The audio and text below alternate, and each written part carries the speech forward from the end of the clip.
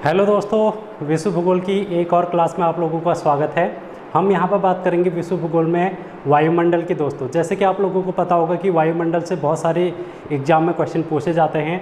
अभी आप लोगों का यूके पीएससी का एग्ज़ाम हुआ था और उसके बाद यूके SSC का वीडियो का एग्ज़ाम हुआ था। उसमें भी आप लोगों को वायुमंडल से क्वेश्चन देखने को मिले थे।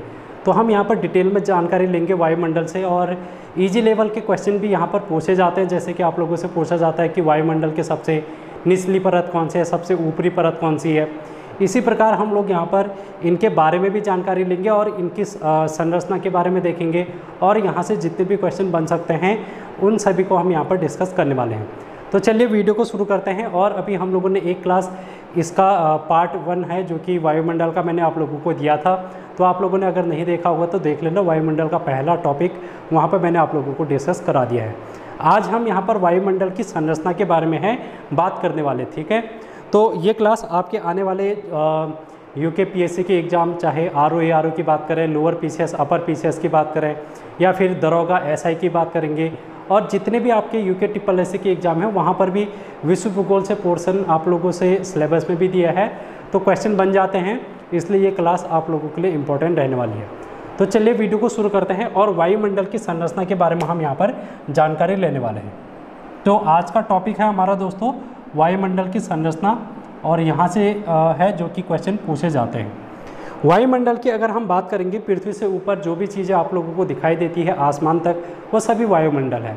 अगर हम वायुमंडल की डेफिनेशन की बात करेंगे तो वायु मतलब विभिन्न गैसें, और मंडल मतलब है समूह, यानी कि विभिन्न गैसों का समूह वायुमंडल कहलाता है। और जैसे अगर हमें इसे समझना है दोस्तों, वायुमंडल किस प्रकार से है हमारा, तो जैसे हम आग कहीं पर देखते हैं और आग का धुआं निकलता है, तो धुआं क्या होता है, उसके जहाँ पर आग लगती है वहाँ पर धुआं उसका बहुत घना होता है, यानी कि बहुत पास में उसके कण होते हैं। लेकिन जैसे ही धुआं ऊपर उठते जाता है तो जो धुएं के कण होते हैं वो बिखर जाते हैं और वो फैल जाते हैं और दूर दूर चले जाते हैं। तो ऐसे ही हमारे वायुमंडल का भी है। वायुमंडल हमारी पृथ्वी पर घना है और यहाँ पर विभिन्न प्रकार की गैसें देखने को हमको मिलती है। जैसे कि हम लोगों ने पहले क्लास में भी डिस्कस किया था कि 99% हमारे वायुमंडल का जो द्रव्यमान है वो लगभग 32 किलोमीटर तक पाया जाता है, यानी कि हमारी अर्थ सरफेस से 32 किलोमीटर की दूरी तक विभिन्न प्रकार की गैसें हैं जो कि यहाँ पर सघन मात्रा में, बहुत ही डेंस मात्रा में हमको देखने को मिलती है। और अगर हम उससे ऊपर की ओर जाते हैं तो धीरे धीरे करके ये विरल होने लगती है, और वायु की जो हमारी गैसें हैं वो विरल होने लगती है। और इसी प्रकार जब हम 10 किलोमीटर की ऊंचाई पर पहुंच जाते हैं तो वहां से हमारा वायुमंडल जो है वो समाप्त हो जाता है, और वहां से फिर हम अंतरिक्ष की शुरुआत मानते हैं, जहां पर हम देखते हैं निर्वात, जहां पर वायु की अनुपस्थिति होगी, जहाँ पर वायु की प्रेजेंस नहीं होगी, उसको हम बोलते हैं निर्वात। यानी कि वायुमंडल के बाद क्या आ जाएगा, फिर निर्वात की हम वहाँ पर बात करते हैं। तो इस प्रकार से है जो कि आप वायुमंडल को समझ सकते हैं। अब इसमें क्या है, विभिन्न प्रकार के संरचनाएँ हैं, वायुमंडल की संरचनाएँ हैं। तो संरचना में हम देखते हैं दोस्तों परतें। वायुमंडल अगर हम बात करेंगे, अगर इसको हम समझने की कोशिश करें तो ये हमारी पृथ्वी है, इसको हम अर्थ समझ सकते हैं, ये अपनी ठीक है, ये अर्थ है हमारी। और अगर हम इस तरीके से ऊपर की ओर बढ़ते जाएंगे तो ये ऊंचाई होगी, इसको हम हाइट बोल लेते हैं h, और ये अर्थ हो गई हमारी, ठीक है। अब हम ऊंचाई के बढ़ने के साथ साथ अपनी विभिन्न प्रकार की परतों के बारे में भी हम यहाँ पर जानकारी लेंगे। तो इसको हम शुरू करते हैं, और इन परतों से आप लोगों के एग्जाम में बहुत सारे क्वेश्चन हैं जो कि बन जाते हैं। तो मेनली हमारे वायुमंडल को जो है वो 5 परतों में विभाजित किया गया है दोस्तों। कितनी परतों में? 5 परतों में है जो कि इसको बांटा गया है। तो आप लोग इसमें देखना, परत लिख लो। तो वायुमंडल की कितनी परतें हैं? 5 परतें हैं। कौन कौन सी परतें हैं? नीचे से ऊपर की ओर अगर हम देखेंगे दोस्तों, सबसे नीचे अगर देखें तो मैं नीचे से ऊपर की ओर लिख रहा हूँ, क्षोभ मंडल है सबसे नीचे, ठीक है, क्षोभ मंडल हो गया। दूसरा हो गया हमारे पास समताप मंडल, और तीसरा हो गया हमारा मध्य मंडल। चौथी हमारी परत होगी दोस्तों आयन मंडल, और 5वीं परत हमारी होगी बहिर्मंडल। बहिर्मंडल को एक्सोस्फीयर बोलते हैं, और आयन मंडल को आयनोस्फीयर बोलते हैं, और मध्य मंडल को दोस्तों मीजोस्फीयर बोलते हैं,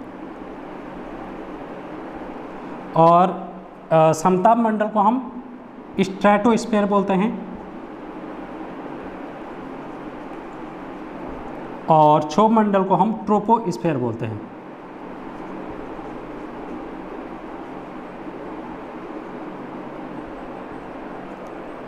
ठीक है, तो ये आप लोगों को ध्यान में रखना है, ट्रोपोस्फीयर हम इसको बोलते हैं। अब क्योंकि कहीं पर बहुत सारे एग्जाम ऐसे होते हैं जहाँ पर आपको हिंदी में नाम नहीं देखने को मिलेंगे, इंग्लिश में नाम ऐसे देखने को मिलेगा, जैसे आप लोगों को लिख दिया जाएगा ट्रोपोस्फीयर, ट्रोपोस्फीयर,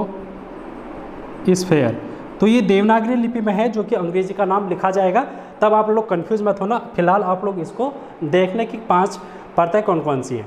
अब हम देखेंगे, सबसे पहले क्षोभ मंडल के बारे में बात करेंगे और फिर एक एक करके हम ऊपर की ओर चलेंगे दोस्तों। तो सबसे निचली परत है ये, तो ये भी आप लोगों को ध्यान में रखना है कि ये वायुमंडल की सबसे निचली परत है और ये सबसे ऊपरी परत है या फिर बाह्य परत है। तो ये भी आप लोगों से पूछा जाता है, अभी वीडियो के एग्जाम में यही आप लोगों से पूछा गया था, तो आप लोगों को ध्यान में रखना है। इस टाइप के क्वेश्चन बन जाते हैं ग्रुप सी के एग्जाम में, तो इम्पोर्टेंट रहेगा ये वाली क्लास आप लोगों के लिए। अब देखो, सबसे पहले हम बात करेंगे क्षोभ मंडल की। तो क्षोभ मंडल यहाँ पर हम इसको बना देते हैं, इसको मैं लिख देता हूँ, नीचे लिख देता हूँ, ठीक है। ये हमारा क्षोभ मंडल हो गया। और इसकी ऊंचाई की अगर दोस्तों हम बात करेंगे तो यहाँ पर हेडिंग भी आप लोग लिखना, पहली परत क्षोभ मंडल, और इसकी हाइट है 8 से 18 किलोमीटर। कितनी हाइट है दोस्तों? 8 से 18 किलोमीटर की इसकी ऊंचाई है। तो आप लोगों से सबसे पहले ऊंचाई पूछ लिया जाएगा कभी, तो 8 से 18 किलोमीटर तक की इसकी ऊंचाई है। और ये 18 किलोमीटर यानी कि अधिकतम ऊंचाई कहाँ पर देखने को मिलती है? तो ये विषुवत पर हमको देखने को मिलती है, विषुवत यानी कि इक्वेटर पर। इक्वेटर पर हमको सबसे अधिक ऊंचाई है जो कि यहाँ पर देखने को मिलती है 18 किलोमीटर। और ध्रुवों पर यानी कि पोल पर, ध्रुव यानी कि पोल जो होते हैं हमारे, वहाँ पर हमको इसकी ऊंचाई 8 किलोमीटर तक देखने को मिलती है। तो क्वेश्चन बन जाएगा कि क्षोभ मंडल की ऊंचाई सबसे कम कहाँ पर पाई जाती है? आप लोगों को ऑप्शन दिया रहेगा, विषुवत, ध्रुव, कर्क रेखा, मकर रेखा, इस तरीके से। तो आप लोग ध्रुव लिखेंगे, सबसे कम पर है ऊंचाई, और विषुवत रेखा पर सबसे अधिक ऊंचाई यहाँ पर देखने को मिलती है। अब देखो, यहाँ पर एक चीज़ और पूछा जाता है दोस्तों, तापमान। हमको यहाँ पर तापमान भी पूछा जाता है, क्योंकि जैसे जैसे हमारी अर्थ है वो यहाँ पर टेम्परेचर का बहुत प्रभाव देखने को मिलता है। तो अगर मैं इस अर्थ को इस प्रकार से, अगर मैं इसको एक्स एक्सिस बोलूँ और इसको वाई एक्सिस अगर मैं नाम दूँ, हमने एक्स अक्ष और वाई एक्सिस मैथ में आप लोगों ने पढ़े होंगे, कक्षा 10, 9, 8, 7 इन सभी में आप लोगों ने जब ग्राफ देखा होगा। तो ये एक्स एक्सिस होती है, ये वाई एक्सिस। वाई एक्सिस में मैंने ऊंचाई लिख रखी है, यानी कि हम 8 से 18 किलोमीटर की ऊंचाई में पहुंच गए। और एक्स एक्सिस जो कि अर्थ को दिखा रहा है, यहाँ पर हम देखेंगे इसका टेम्परेचर। क्या देखेंगे दोस्तों? टेम्परेचर यानी कि तापमान। इसको आप लोग अच्छे से समझना, क्योंकि तापमान का जो ग्राफ है वो आप लोगों से पूछा जाता है, इसलिए ये क्लास, यहाँ पर ये वाला जो टॉपिक है वो तापमान का इम्पोर्टेंट रहेगा। हमने पिछली क्लास में वीडियो में बात की थी, जो हमारी अर्थ है, पृथ्वी का जो औसत तापमान है दोस्तों वो 15 डिग्री सेंटीग्रेड है। तो हम यहाँ पर 15 डिग्री सेंटीग्रेड मान लेते हैं, क्योंकि यहाँ पर 0 डिग्री सेंटीग्रेड है, यहाँ पर 1 डिग्री, यहाँ पर 2 डिग्री। अगर हम टेम्परेचर की बात करेंगे, बढ़ता हुआ क्रम इस तरीके से हम दिखाते हैं, तो यहाँ पर हम मान लेते हैं कि 15 डिग्री टेम्परेचर यहाँ पर हमारा औसत तापमान है पृथ्वी का। अब ये क्षोभ मंडल में क्या होता है? यहाँ पर ये होता है कि अगर हम ऊँचाई में 165 मीटर की ऊँचाई अगर हम बढ़ेंगे अपनी अर्थ से, 165 किलोमीटर अगर हम ऊंचे गए, तो हमारा जो तापमान है वो 1 डिग्री सेंटीग्रेड ताप वृद्धि, ठीक है। 165 मीटर ऊपर जाने पर कितना डिग्री तापमान हो रहा है? 1 डिग्री ताप वृद्धि है, जो कि हम लोगों को देखने को मिलेगा। ताप वृद्धि नहीं, ताप ह्रास होगा, ठीक है। तापमान में कमी देखने को मिलेगी। अब ऐसा क्यों होता है, तापमान में कमी क्यों देखने को मिलती है, इसको समझना। अगर ये हमारी अर्थ सरफेस है, यहाँ पर अगर सन है दोस्तों, यहाँ से सन की लाइट आएगी और सन की लाइट हमारे अर्थ पर टकराएगी। और जैसे मैंने आप लोगों से कहा कि 32 किलोमीटर तक, अगर हम यहाँ पर 32 किलोमीटर माने, 32 किलोमीटर तक क्या है, वायुमंडल हमारा बहुत सघन है, यानी कि यहाँ पर विभिन्न प्रकार की गैसें पाई जाती हैं। और ये विभिन्न प्रकार की गैसें जो हैं वो बहुत पास पास हैं, यानी कि यहाँ पर डेंसिटी है जो कि इनकी सबसे ज़्यादा है, यानी कि यहाँ पर घनत्व इनका ज़्यादा है।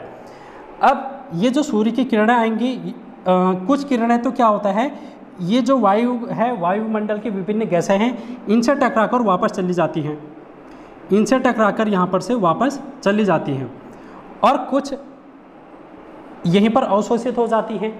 यानी कि ये जो वायुमंडल की विभिन्न गैसें हैं हमारी सूर्य से आने वाली किरणों को अवशोषित कर लेगी, एब्जॉर्ब कर लेगी। लेकिन यहाँ से कुछ किरणें जो होती हैं वो हमारी अर्थ पर पहुँच जाती है, और अर्थ पर ये किरणें क्या करती हैं, हमारी पृथ्वी इनको अवशोषित कर लेती है। और इस प्रकार हमारा जो अर्थ है, यहाँ पर हमारी पृथ्वी है, इसका जो टेम्परेचर है, टेम्परेचर क्यों, क्योंकि यहाँ पर हमने हमारी अर्थ ने ये सूर्य की किरणों को क्या कर लिया है, ऑब्जर्व कर लिया है, तो यहाँ पर टेम्परेचर क्या होगा, ज़्यादा होगा। इसी प्रकार जब ये पृथ्वी से जब किरणें टकरा के वापस जाती हैं, फिर से ये वायुमंडल में जाती हैं, कुछ किरणें तो पृथ्वी क्या कर लेगी, एब्जॉर्ब कर लेगी, और कुछ किरणों को ये वायुमंडल में ऊपर को फिर से भेज देगी। तो फिर क्या होगा, ये जो वापस जा रही हैं, ये वायुमंडल में ये जो विभिन्न गैसें इनसे टकराएगी, और जब इनसे टकराएगी तो यहाँ पर फिर से क्या होगा, इसको हमारा वायुमंडल एब्जॉर्ब कर लेगा, यानी कि अवशोषित कर लेगा। तो इस प्रकार से हम यहाँ पर देखेंगे कि ये जो तापमान है वो क्या होगा, अधिक होगा। यानी कि हम ये देख रहे हैं कि जैसे हमारी अर्थ है, अर्थ के आसपास का जो क्षेत्र है वहाँ पर तापमान अधिक है, लेकिन धीरे धीरे करके अगर हमारी ऊंचाई बढ़ती जाएगी दोस्तों, ऊंचाई बढ़ने के साथ साथ ये वायुमंडल हमारा विरल होता जाएगा, यहाँ पर गैसों की मात्रा कम होती जाएगी, और जब गैसों की मात्रा कम होती जाएगी, सूर्य की किरणों को ऑब्जर्प्शन कम देखने को मिलेगा, जो परावर्तित किरणें हैं वो यहाँ पर एब्जॉर्ब नहीं हो पाएंगी, तो धीरे धीरे करके हमारा टेम्परेचर कम होने लगता है। तो आई होप आप लोगों को ये टेम्परेचर का खेल समझ में आ गया होगा कि हमारा जो वायुमंडल का टेम्परेचर है ऊपर की ओर बढ़ने पर कैसे कम होता जाता है। ठीक है, आई होप इतना आप लोगों को समझ में आ गया होगा। अब देखो, इसको अगर हम ग्राफ से समझेंगे तो ग्राफ में देखो 15 डिग्री सेंटीग्रेड हमारा तापमान है, औसत तापमान। यहाँ पर से ये तापमान ऊंचाई बढ़ी है, ऊंचाई बढ़ने के साथ साथ हमारा तापमान कम हो रहा है। देखो ऊंचाई तो बढ़ रही है और हमारा टेम्परेचर पहले 15 था, अब 1, 2 इस तरीके से यहाँ को आ गया है। यानी कि क्षोभ मंडल की अगर हम इस सीमा पर पहुँचेंगे तो हमारा तापमान कम होता जाएगा। तो ये बात आप लोगों को ध्यान में रखनी है दोस्तों। अब यहाँ पर एक चीज़ और ध्यान में रखना, मैंने आप लोगों से कहा कि 165 मीटर अगर हम ऊपर जाएंगे, 165 मीटर ऊंचाई पर अगर हम जाएंगे तो 1 डिग्री टेम्परेचर का हमारे पास कमी देखने को मिलती है। अगर हम 1 किलोमीटर ऊपर चलेगी, 1 किलोमीटर की ऊंचाई पर चलेगी तो टेम्परेचर में कितना कमी देखने को मिलेगी, तो यहाँ पर आप लोग लिखेंगे 6.5 डिग्री टेम्परेचर ताप ह्रास। ये चीज़ है जो कि आप लोगों को देखने को मिलेगी। 1 किलोमीटर ऊपर अगर जाएंगे तो 6.5 डिग्री सेंटीग्रेड टेम्परेचर कम हो जाएगा। अब इसी को हम बोलते हैं सामान्य ताप ह्रास। सामान्य ताप ह्रास। आप लोगों से पूछा जाएगा कि सामान्य ताप ह्रास क्या होता है, नॉर्मल टेम्परेचर लैप्स रेट क्या होता है, तो इसी को हम टेम्परेचर लैप्स रेट बोलते हैं अंग्रेजी में, टेम्परेचर लैप्स रेट। तो आप लोगों से पूछा जाएगा टेम्परेचर लैप्स रेट कितना होता है, तो 1 किलोमीटर में 6.5 डिग्री सेंटीग्रेड तापमान कम जब होता है उसी को हम नॉर्मल टेम्परेचर लैप्स रेट बोलते हैं, सामान्य ताप ह्रास बोलते हैं। तो आई होप आप लोगों को ये चीज़ें समझ में आ गई होंगी। अब यहाँ पर एक चीज़ और देखना, इसको और थोड़ा समझ लेते हैं। यहाँ पर क्षोभ मंडल में और क्या क्या चीज़ें होती हैं, जैसे अगर जो मौसमी गतिविधियाँ हैं, मौसमी गतिविधियाँ क्या क्या होती है, जैसे कि बादल बनना, ठीक है, आंधी तूफान आना, आंधी तूफान, या फिर बिजली, ठीक है। जैसे अगर हम बात करेंगे हेलीकॉप्टर हम देखते हैं, वायुयान देखते हैं, तो हेलीकॉप्टर आप लोग लिखेंगे, ये सभी घटनाएं हमारे इस वायुमंडल के इस क्षोभ मंडल में होती हैं। यानी कि यहीं पर हम वायुयान भी उड़ाएंगे, हेलीकॉप्टर उड़ाएंगे, और यहीं पर बादल भी बनेंगे, यहीं पर आंधी तूफान आएगा, यहीं पर चक्रवात आएगा, यहीं पर हर एक चीज़ होगी जो कि हमारे वायुमंडल में हम लोगों को दैनिक जीवन में मौसम की गतिविधियाँ देखने को मिलती है। तो आई होप आप लोगों को इतनी चीज़ें समझ में आ रही होंगी दोस्तों, ठीक है। इसके अलावा यहाँ पर हम देखेंगे क्षोभ मंडल में और क्या क्या चीज़ें होती हैं। इसको हम अन्य नाम क्या है, संवहन मंडल, इसको आप लोग लिखेंगे संवहन मंडल के नाम से भी हम जानते हैं। संवहन मंडल के नाम से क्यों जानते हैं, क्योंकि यहाँ पर क्या होता है, संवहनी धाराएं क्या चलती हैं दोस्तों, यहाँ पर संवहनी धाराएं हैं जो कि यहाँ पर प्रवाहित होती हैं, इसलिए हम इसको संवहन मंडल के नाम से भी जानते हैं। इसके अलावा आप लोग यहाँ पर देखेंगे, देखो जैसे हम ये जो क्षोभ मंडल की ये जो सीमा है, इस सीमा को दोस्तों ये वाला जो, अगर मैं बात करूं क्षोभ मंडल की, अगर मैं सबसे ऊपरी परत में चले जाऊं क्षोभ मंडल की, तो इसको हम बोलते हैं क्षोभ सीमा, इसको हम बोलते हैं क्षोभ सीमा। अब आप लोगों से पूछा जाएगा कि क्षोभ सीमा क्या होता है, तो क्षोभ सीमा एक ऐसी परत होती है या फिर एक ऐसी लाइन होती है जो हमारे क्षोभ मंडल और इसके ऊपर क्या है, समताप मंडल। तो समताप मंडल और क्षोभ मंडल के बीच की जो लाइन है, जो विभाजन रेखा है, उसी को हम क्षोभ सीमा बोलते हैं। आई होप आप लोगों को ये क्षोभ सीमा समझ में आ गया होगा। अब ये जो क्षोभ सीमा है दोस्तों, यहाँ पर एक चीज़ होती है, यहाँ पर क्या होता है कि ये जो जेट स्ट्रीम है, यहाँ पर जेट स्ट्रीम, यानी कि हम यहाँ पर अगर जाएंगे, ये क्षोभ सीमा के आसपास अगर देखेंगे, तो यहाँ पर पश्चिम से पूर्व की ओर, ये पश्चिम है, ये पूर्व है, तो पश्चिम से पूर्व की ओर जेट स्ट्रीम चलने लगती है। जेट स्ट्रीम यानी कि पवन का एक प्रकार है ये। जब हम पवनों के बारे में बात करेंगे तब हम देखेंगे जेट स्ट्रीम को डिटेल में। अभी आप लोग ये समझ लो कि ये जो जेट स्ट्रीम है पश्चिम से पूर्व दिशा की ओर प्रवाहित होती है, और ये ठंडी जलधाराएं हैं।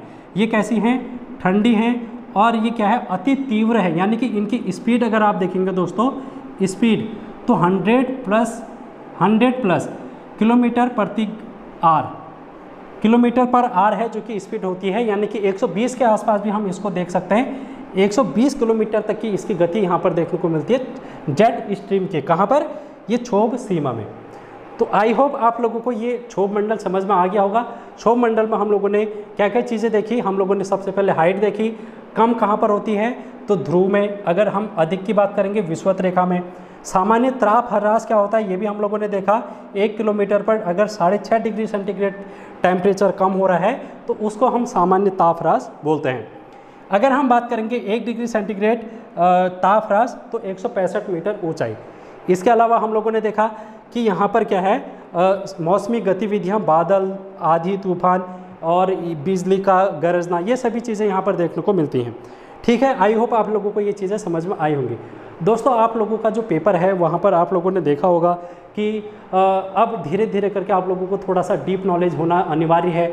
जब आप लोगों को डीप नॉलेज होगी, जब आप लोग विस्तार पूर्वक पढ़ेंगे, तब जाके आप लोगों की जो समझ विकसित होगी, और फिर जब आप पेपर में बैठेंगे तो आप लोग जो क्वेश्चन करेंगे वो एक अच्छे तरीके से कर पाएंगे। पहले क्या होता था, टू द पॉइंट क्वेश्चन पूछे जाते थे, आप लोगों को घुमा के नहीं पूछे जाते थे, तब आप लोग आसानी से आंसर कर देते थे। लेकिन अब क्वेश्चन की प्रवृत्ति बदल चुकी है। हमको कूट के रूप में, हम लोगों ने मिलान चिन्ह के रूप में देखा।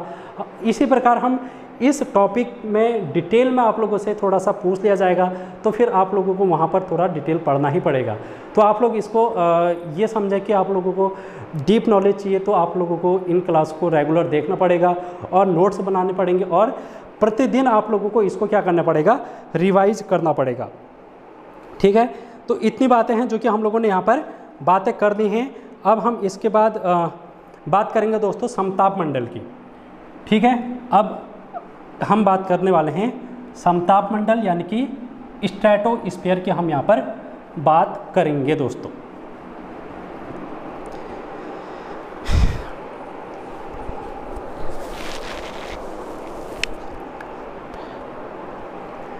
दूसरी परत है यहाँ पर समताप मंडल। समताप मंडल ये 8 से 18 किलोमीटर की ऊंचाई पर था। और अगर हम बात करेंगे समताप मंडल, तो थोड़ा सा इसको मैं क्लियर कर देता हूँ ताकि कोई दिक्कत ना हो आप लोगों को देखने में। तो समताप मंडल की अगर हम बात करेंगे 18 किलोमीटर से शुरू हो जाता है, तो 18 से 50 किलोमीटर, ये आप लोग लिखेंगे 18 से 50 किलोमीटर की ऊंचाई पर हमको समताप मंडल देखने को मिलता है।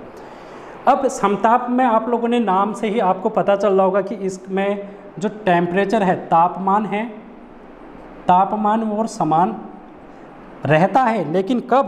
प्रारंभ में। यानी कि प्रारंभ कहने का मतलब है, जैसे अगर हम यहाँ पर 18 किलोमीटर से थोड़ा सा ऊपर की ओर बढ़ेंगे, ये हम लोगों ने टेम्परेचर का देखो ये ग्राफ हम बनाते जा रहे हैं, यहाँ पर टेम्परेचर थोड़ा सा समान रहेगा, एक जैसा। जैसे अगर हम यहाँ पर बात करेंगे 8 डिग्री टेम्परेचर अगर यहाँ पर है, अगर हमने माना कि यहाँ पर 8 डिग्री टेम्परेचर है, तो 8 के आसपास ही हमको यहाँ पर देखने को मिलेगा समताप मंडल में, थोड़ा सा हाइट ऊपर जाने पर। लेकिन अचानक से दोस्तों, अचानक से फिर ये टेम्परेचर क्या होने लग जाता है? बढ़ने लग जाता है। तो आप लोग इस बात को ध्यान में रखना कि अचानक ताप वृद्धि, अचानक ताप वृद्धि हमको यहाँ पर देखने को मिलती है कुछ किलोमीटर के बाद। ऐसा इसलिए होता है क्योंकि यहाँ पर आ चुकी है, कारण इसका आप लोग लिखेंगे कारण है यहाँ पर ओजोन परत। ओजोन परत दोस्तों, इसके आसपास में हमको यहाँ पर क्या देखने को मिलती है? ये ओजोन परत, O3 मैंने लिख लिया इसको, क्योंकि ओजोन का जो रासायनिक सूत्र है वो O3 होता है, और यहाँ पर ओजोन परत हमको देखने को मिली। अब ये ओजोन परत क्या करती है? ओजोन परत ये काम करती है, जो सूर्य है, अगर हम यहाँ पर सूर्य माने, सूर्य से आने वाली जो पराबैंगनी किरणें हैं उनको ये पृथ्वी पर आने से रोकती है। यानी कि आप लोग यहाँ पर देख रहे हैं कि सूर्य से जो भी पराबैंगनी किरणें आ रही हैं वो ओजोन परत के द्वारा अवशोषित कर ली जा रही हैं। अब जैसे ही अवशोषित कर ली जाएंगी दोस्तों, हमारा टेम्परेचर तो वैसे यहाँ इस क्षेत्र में ज़्यादा ही था, ये हम लोगों ने देखा, यहाँ पर टेम्परेचर वैसे ही ज़्यादा था। तो अब यहाँ पर क्या हुआ? अचानक से फिर यहाँ पर क्या आ गई हमारे पास? ओजोन परत आ गई। ओजोन परत ने क्या किया? जो भी सूर्य से आने वाली पराबैंगनी किरणें थी उनको भी रोक लिया। जब रोक लिया तो वहाँ पर टेम्परेचर का बढ़ना स्वाभाविक है, और इस प्रकार से यहाँ पर अचानक ताप वृद्धि हो जाती है। तो आई होप आप लोगों को ये ओजोन परत का कॉन्सेप्ट समझ में आ गया होगा, और यहाँ पर अचानक ताप वृद्धि क्यों होती है ये भी आप लोगों को पता चल गया होगा। अब अगर हम इसकी ऊंचाई की बात करेंगे, हम लोगों ने देख ही लिया कि ऊंचाई इसकी कितनी है, 18 से 50 किलोमीटर के बीच में इसकी ऊंचाई देखने को मिलती है। अब आप लोग देखेंगे कि ये जो 18 किलोमीटर है दोस्तों, ये विषुवत पर देखने को मिलती है हमको, विषुवत पर, और 50 किलोमीटर हमको ध्रुव पर देखने को मिलती है। यानी कि ये क्षोभ मंडल का विपरीत है। क्षोभ मंडल में हम लोगों ने देखा अधिकतम ऊंचाई कहाँ पर थी? अधिकतम ऊंचाई 18 किलोमीटर कहाँ पर थी? विषुवत रेखा पर। और सबसे कम ऊंचाई 8 किलोमीटर कहाँ पर थी?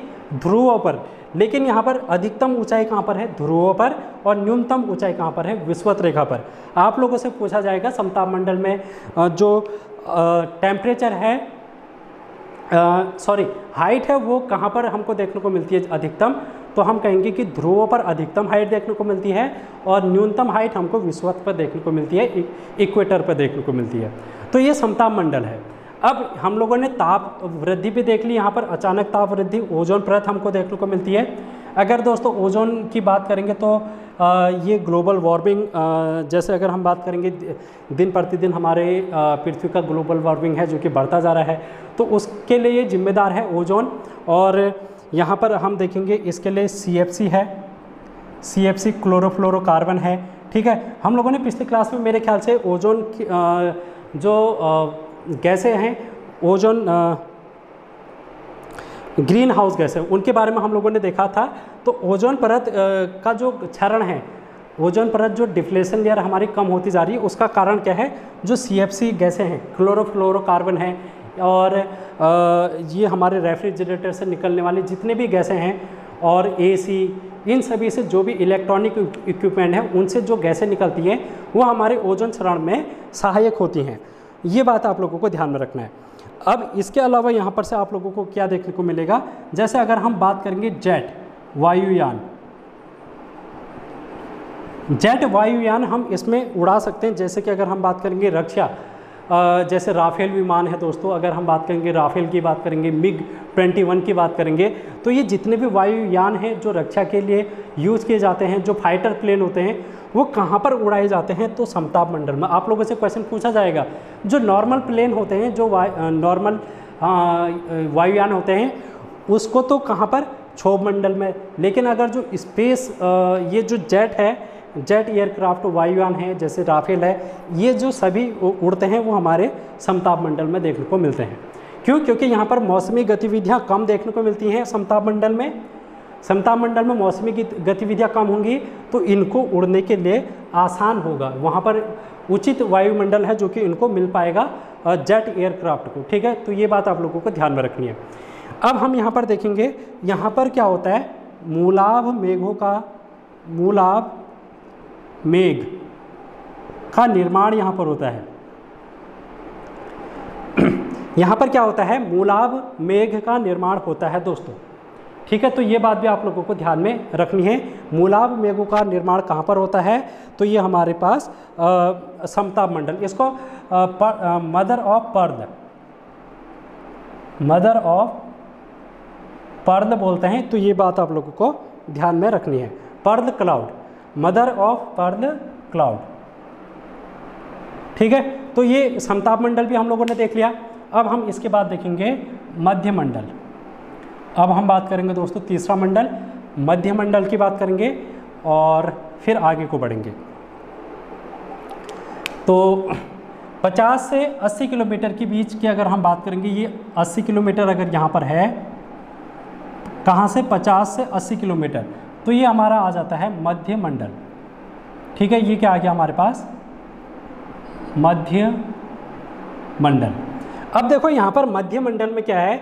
ओजोन गैस भी नहीं है, और हमने बात की थी कि जब हम 32 किलोमीटर की ऊंचाई तक जाते हैं तो वहाँ पर वायुमंडल सघन है, बहुत ज़्यादा गैसेस हैं वहाँ पर। लेकिन जैसे जैसे हम ऊंचाई की ओर बढ़ते जाएंगे वायुमंडल विरल होता जाएगा, गैसें कम होती जाएंगी। जब गैसें कम होती जाएंगी तो वहाँ पर क्या होगा? जो आने वाली सूर्य की किरणें हैं उनका एब्जॉर्प्शन कम होगा, यानी कि सूर्य की किरणों को अवशोषित कोई नहीं कर पाएगा। तो यहाँ पर टेम्परेचर क्या होगा? कम होगा दोस्तों। तो यहाँ पर हम लोगों को टेम्परेचर में कमी देखने को मिलती है, और ये टेम्परेचर में कमी हमको कहाँ पर देखने को मिलती है? आप लोगों से पूछा जाएगा कि मध्य मंडल के बारे में। मध्य मंडल यानी कि मीजोस्फीयर, तो सबसे ठंडा है ये, ठंडा, और -100 डिग्री सेंटीग्रेड तक तापमान यहाँ पर पहुँच जाता है। तो आप लोगों से पूछा जाएगा कि सबसे न्यूनतम तापमान, तो न्यूनतम तापमान आप लोग देखेंगे कहाँ पर? ये हमारे मध्य मंडल में देखने को मिलता है। तो इतनी बातें हैं जो कि आप लोगों को ध्यान में रखना है मध्य मंडल में, और इसके अलावा आप लोगों को कुछ भी है जो कि यहाँ पर से ध्यान में नहीं रखना है। अब हम बात करेंगे दोस्तों आयन मंडल की, इसके बाद हम बात करेंगे आयन मंडल की। तो आयन मंडल चौथा मंडल है, आयन मंडल। अब जैसे ही हम बात करते हैं आयन मंडल की, तो 80 किलोमीटर से ऊपर 640 किलोमीटर की ऊंचाई तक अगर हम जाते हैं, यहाँ पर अगर आप 640 किलोमीटर लिखेंगे तो ये हमारे पास आ जाएगा आयन मंडल। आयन मंडल। अब देखो आयन में क्या है? आयन में विभिन्न प्रकार के रेडियो तरंग है। यहाँ पर क्या है दोस्तों? रेडियो तरंग उपस्थित। जैसे हमारे पास आप लोग मेरी वीडियो देख रहे हैं यूट्यूब के माध्यम से, तो ये भी एक फ्रीक्वेंसी के माध्यम से आप लोगों को प्रोवाइड किया जा रहा है। ठीक है, जैसे आप लोग जब रिचार्ज करते हैं तो आप लोगों को 1 GB 1.5 GB 2 GB डेटा मिलता है। तो ये एक क्या है? एक फ्रीक्वेंसी का बैंड आप लोगों को दिया जाता है। तो ये फ्रीक्वेंसी आप लोग देख रहे हैं इलेक्ट्रॉनिक इक्विपमेंट में, या फिर अगर हम बात करेंगे जो हमारी सेना होती है, रक्षा, अगर हम बात करेंगे आर्मी की, तो उसका जो फ्रीक्वेंसी होती है वो और हाई फ्रीक्वेंसी पर काम करती है। यानी कि जो हम नॉर्मल फ्रीक्वेंसी पर अपने फ़ोन को संचालित करते हैं, उस फ्रीक्वेंसी पर वो काम नहीं करती, वो और भी ऊंची आवृत्ति यानी कि हाई फ्रीक्वेंसी पर काम करती है।